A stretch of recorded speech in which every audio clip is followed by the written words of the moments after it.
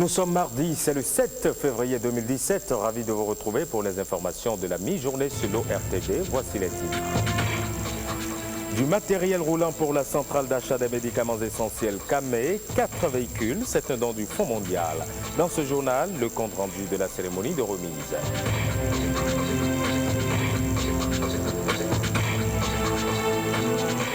À suivre également un reportage sur les mutilations génitales féminines. Qu'est-ce en réalité? Quel est l'état des lieux au Bénin et que prévoient les textes pour lutter contre?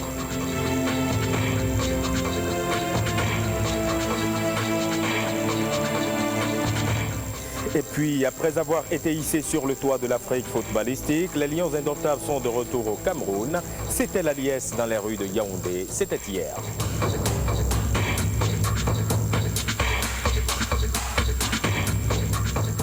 Bonjour et bienvenue à tous. La centrale d'achat des médicaments essentiels CAME reçoit 4 véhicules à moteur.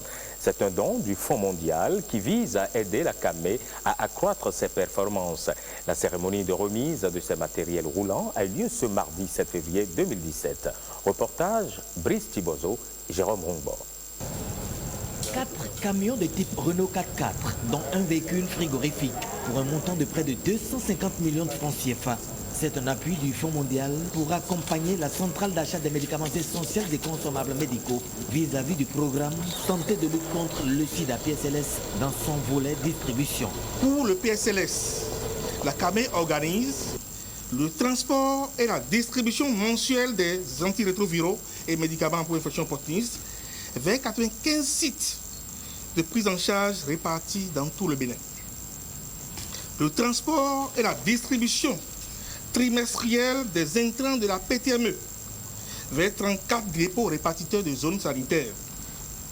Le transport et la distribution trimestrielle des réactifs et consommables de laboratoire aux sites bénéficiaires.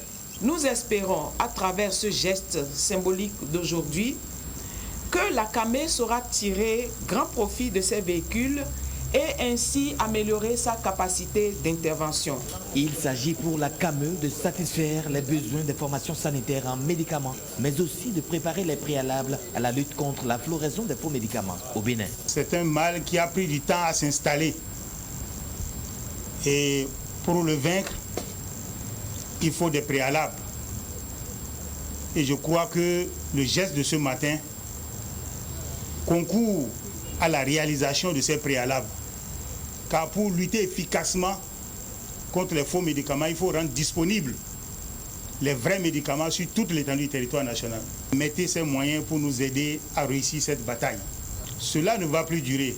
La rupture ne peut pas s'accommoder de la vente de faux médicaments dans nos marchés, au bord de nos rues. Outre les intrants financés par le Fonds mondial, les camions vont également transporter tous les produits de santé gérés par la CAME. La pratique est décriée et dénoncée, mais elle continue de faire des victimes dans nos différentes localités. Il s'agit de l'excision, un fléau qui touche même les milieux urbains au Bénin. Quel est l'état des lieux? Quelles solutions pour enrayer le mal? Élément de réponse dans ce reportage de William Choki. Par la loi 2003-03 du 3 mars 2003 portant répression de la pratique des mutilations génitales féminines renforcée par la loi 2011-26 du 9 janvier 2012 portant prévention et répression des violences faites aux femmes et aux filles, le Bénin s'est engagé dans une lutte implacable contre les pratiques qui entravent l'épanouissement des filles et des femmes. Toutefois, malgré l'existence du cadre juridique et en dépit des multiples campagnes de sensibilisation, de reconversion des exciseuses, la pratique de l'excision persiste et on note encore quelques poches de résistance, surtout dans les zones frontalières du Bénin. Les départements les plus touchés sont l'Atakora, la Donga, le Plateau, avec une forte prévalence dans le Borgou et la Libori, où l'on enregistre respectivement 41% et 26%. Il convient de conjuguer nos efforts pour découdre définitivement avec l'excision et ses nouvelles stratégies transfrontalières. Changer de comportement est désormais un impératif. Le gouvernement du Bénin, à travers mon département ministériel, vous rassure de son engagement à éradiquer ce fléau et voudrait compter sur votre disponibilité à œuvrer avec tous les partenaires, tous engagés pour la cause noble. Disons non aux violences faites aux femmes et aux filles, non à la mutilation génitale féminine, non à la complicité coupable de la population. C'était plutôt le message du ministre Kokou assurant l'intérim de son collègue des Affaires sociales, message prononcé à l'occasion de la journée mondiale de lutte contre les mutilations génitales féminines. On aura l'occasion de revenir dans nos prochaines éditions sur le reportage de William Choki. La construction de la route Komé-Lokossa-Dogbo a repris depuis le 1er février dernier. Qu'ils vous souviennent, c'est la date limite de redémarrage fixée par le directeur général des infrastructures et des transports. En visite d'inspection, il y a peu de temps, Jacques Ayadji avait sommé l'entreprise de livrer l'ouvrage à temps. Henri Fachinan et Évariste Azomaron ont fait un tour sur le chantier. Voici le reportage. Le mois dernier, il a été constaté qu'en plus de la libération de l'espace public en bordure de la voie Kolodo, la construction du collecteur d'eau usé à Komé freinait aussi l'évolution des travaux. 3 semaines après le passage de la mission de contrôle du directeur général des infrastructures sur les lieux, les travaux ont bel et bien repris. Jusqu'à présent, nous sommes dans le tempo. Nous croyons que les ouvrages seront livrés à bonne date. L'essentiel pour nous, c'est de faire des travaux de qualité, de bonne qualité. Parce que ce n'est pas un ouvrage qui sera exécuté et détruit demain. C'est pour des années. Donc pour nous, l'essentiel, c'est la qualité des travaux. Les populations se réjouissent de l'avancée des travaux. Ça va, ça nous dérange un peu, mais jamais on ne peut faire l'omelette sans pourtant casser les œufs. Moi, je constate que les œufs sont cassés, ils sont en train de faire l'omelette et bientôt, nous aurons une satisfaction. Un mois, pareil, 2 mois comme ça n'allait pas et on criait, mais maintenant, je crois que ça va. Ça marche très bien. À votre avis? Oui, à mon avis, ça marche très bien. En évoluant le long du trajet Komé-Lokossa, il est loisible de constater par endroits des tas de fer qui sortent de terre, présageant de l'apparition d'un pont très prochainement. Déjà avant la date du 1er février 2017, autant les populations se sont investies dans la libération de l'espace aux abords de la voie Kolodo, autant la mairie de Lokossa a fait le ménage en abattant les arbres qui sont dans l'emprise de la route. Il y a l'as Kolodo qui passe. Si nous ne les détruisons pas, les engins vont nous les détruire. Ce faisant, la mairie a autorisé l'abattage. Ça, c'est organisé par la mairie. Il n'est souvent pas souhaitable d'abattre des arbres. Cependant, dans le cadre du projet de voie bitumée Komé-Lokossa-Dogbo, certains arbres se trouvent dans l'emprise. Les études ont été faites régulièrement. Ces arbres ont été identifiés par avance et ont fait l'objet d'un traitement particulier. Le chantier Kolodo avance donc au grand bonheur des populations du Monokofo, même si les désagréments ne sont pas occultés. Bientôt, des journalistes béninois iront à l'école de l'enquête. C'est un genre journalistique peu pratiqué au Bénin. L'atelier des formateurs a démarré hier matin à Cotonou. Initié par la maison des médias Thomas Meillansan et financé par OSIWA, cet atelier vise à renforcer les capacités des participants afin qu'ils encadrent mieux leurs collaborateurs en enquête journalistique dans leurs différents organes de presse. Compte rendu, Bénédicte Amouzo, Blaise Adambo. Les journalistes béninois pourront désormais aborder avec aisance l'enquête. Cet atelier de formation vient les inciter à mieux s'intéresser à l'investigation. Pour le directeur de la Maison des médias, c'est une formation qui va s'étendre sur plusieurs modules. C'est une série d'activités. La toute première, c'est celle que nous organisons ce matin. Et ça ne va pas s'arrêter là parce que c'est plusieurs sessions que nous allons organiser.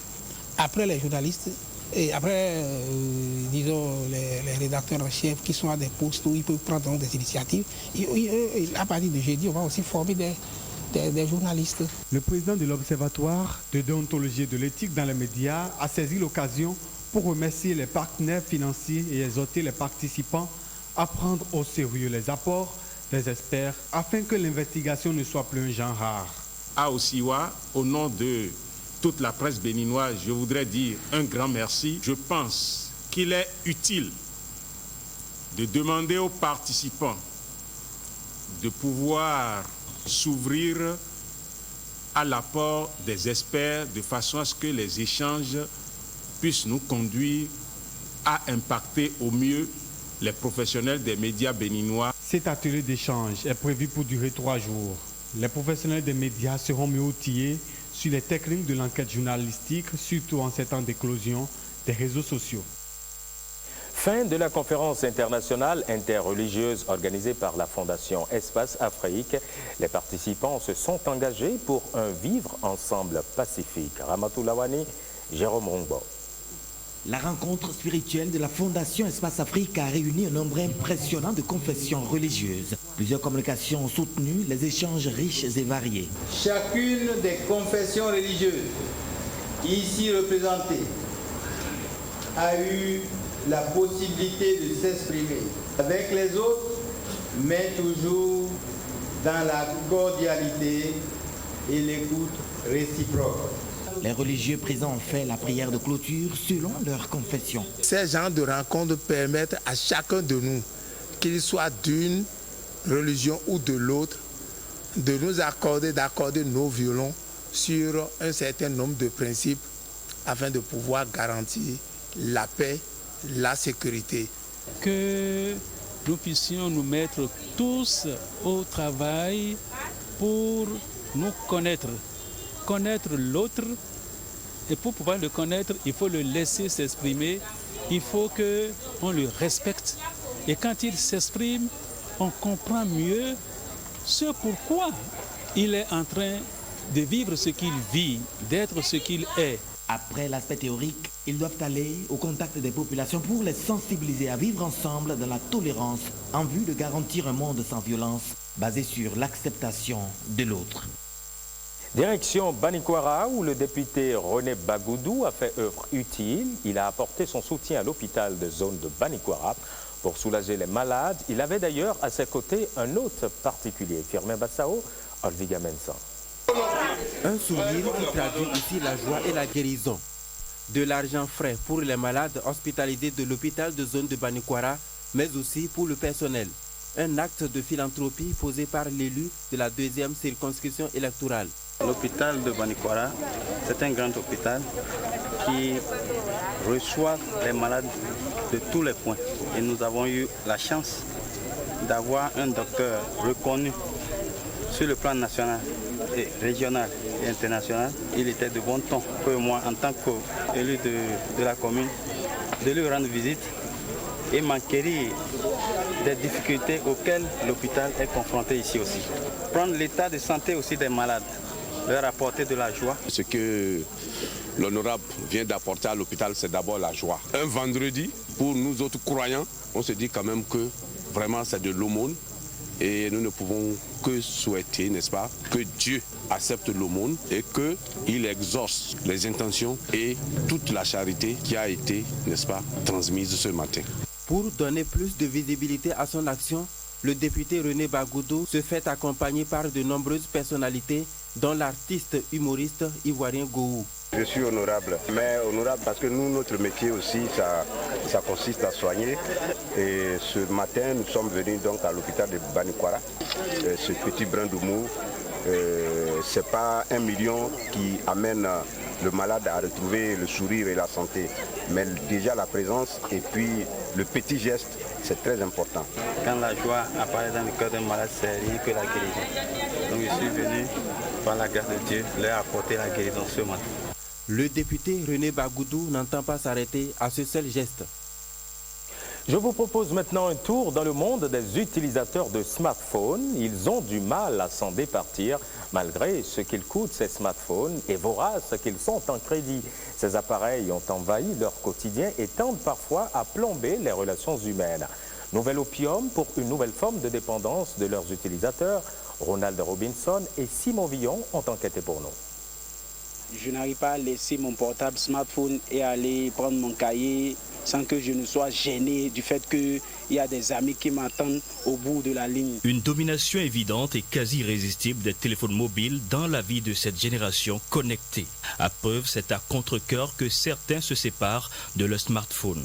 Il y a des moments où on est soucieux. Par exemple, la galère, ça fait souffrir et ça fait réfléchir.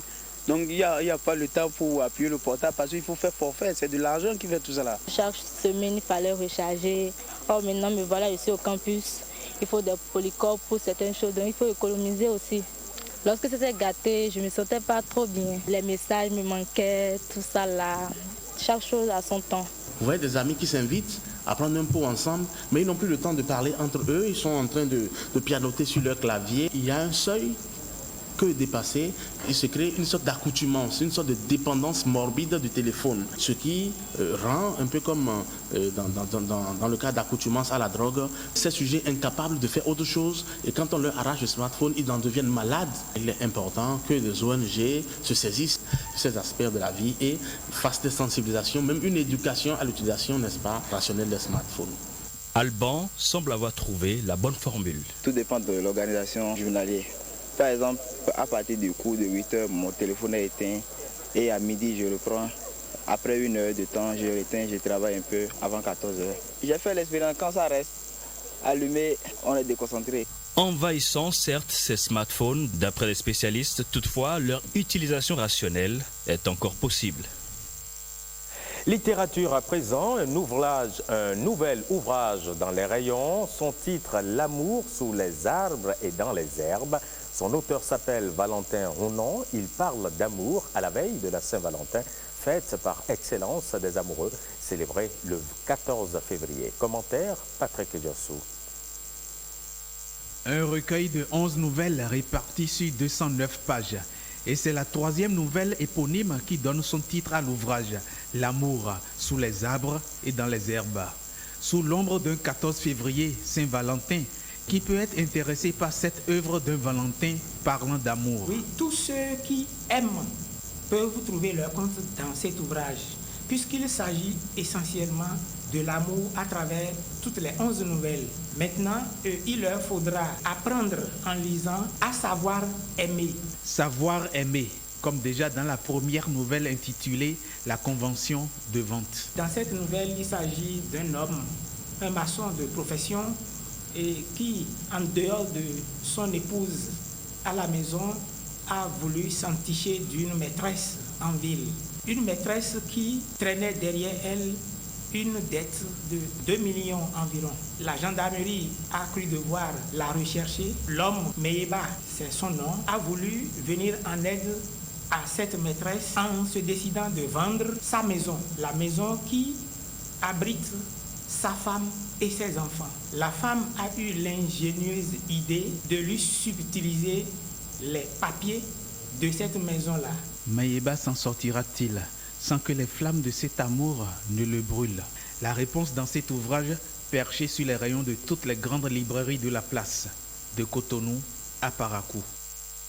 En interactualité, François Fillon s'accroche, il maintient sa candidature, il a présenté ses excuses au peuple français et reconnaît avoir employé sa femme et ses enfants comme collaborateurs, mais ceci dans la légalité. Je vous propose d'écouter un extrait de sa déclaration faite hier au cours d'une conférence de presse.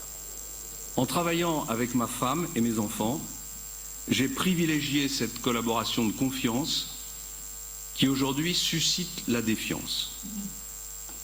C'était une erreur. Je le regrette profondément et je présente mes excuses aux Français. Oui, j'ai employé mon épouse comme collaboratrice. Elle a ensuite été la collaboratrice de mon suppléant.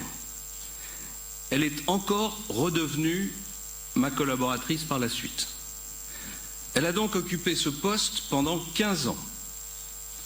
Et ceci pour un montant moyen de rémunération mensuelle de 3 677 € net. Pourquoi rembourserais-je des sommes qui correspondent au travail de ma femme? Je vous pose la question. J'ai dit tout à l'heure que je comprenais l'évolution de l'opinion sur ces questions, que je regrettais de ne pas l'avoir, au fond, compris plus tôt, J'ai dit tout à l'heure que je voulais participer à l'évolution du statut des parlementaires sans donner de leçons. Mais ma femme a travaillé. Et j'ai donné la preuve de ce travail. Elle a donné la preuve de ce travail. J'ai pris cette accusation dans l'estomac. Oui, elle m'a déstabilisé. Oui, je ne pouvais pas m'attendre à une telle violence. Oui, j'ai mis du temps. J'ai mis du temps à réagir. J'ai mis du temps à mesurer que le ciel m'était tombé sur la tête. Je le reconnais. Mais maintenant, c'est fait. Maintenant, je suis debout. Je suis un parlementaire ancien. J'ai été élu pour la première fois en 1981. C'est vrai que j'ai peut-être mis un peu plus de temps qu'il n'aurait fallu à comprendre et à entendre les évolutions de la société sur les sujets dont nous parlons. Pour autant, je n'ai pas enfreint la loi. En Allemagne, Angela Merkel compte bien rester aux commandes. Chancelière depuis 2005, elle briguera un 4e mandat en septembre prochain. Les frondeurs bavarois de la CSU sont rentrés dans les rangs. Malgré l'effet Schulz, elle semble imperturbable. Reportage. Angela Merkel sera la candidate de la droite allemande aux élections législatives en septembre prochain. Lundi, à Munich, les chrétiens sociaux de Bavière se sont finalement ralliés aux chrétiens démocrates pour soutenir la chancelière. Opposé à la politique migratoire d'Angela Merkel, le chef de la CSU a fait ses calculs. On doit éviter une coalition de gauche, dit-il. On est unis parce que nous avons beaucoup de points communs entre la CDU et la CSU. C'est la meilleure protection contre une coalition de gauche. Les deux partis frères de la droite allemande doivent maintenant se mettre d'accord sur un programme commun pour résister aux sociodémocrates, car la droite allemande est désormais sur la défensive face à Martin Schulz. Depuis sa désignation la semaine dernière, l'ancien président du Parlement européen a dopé le SPD dans les sondages. Schulz talonne désormais Merkel de quelques points, une remontée spectaculaire et un encouragement à 8 mois des élections. Sport pour finir, liesse populaire à Yaoundé. Les Lions indomptables, vainqueurs de la Coupe d'Afrique des Nations 2017, sont rentrés au Bercail. C'est une grande procession qui a accompagné les Lions depuis l'aéroport. Concert de klaxons, vuvuzela et chansons à la gloire des stars du Cameroun. Reportage. Le Cameroun sur le toit de l'Afrique. Le trophée de la CAN brille sous le ciel de l'aéroport international de Yaoundé-Simalène. Les Lions indomptables sont arrivés à Yaoundé ce lundi 6 février, un jour après leur sacre continental. Normal que la couronne soit présentée aux autorités, notamment à certains membres du gouvernement présents, aux côtés de leur homologue du sport et de l'éducation physique qui a conduit la délégation camerounaise en terre gabonaise. Voici donc le trophée de la CAN Gabon 2017. Les 23 Lions indomptables et leurs encadreurs l'ont amené au Cameroun. Et ici dans la salle VIP de l'aéroport, tout le monde s'est mis d'accord.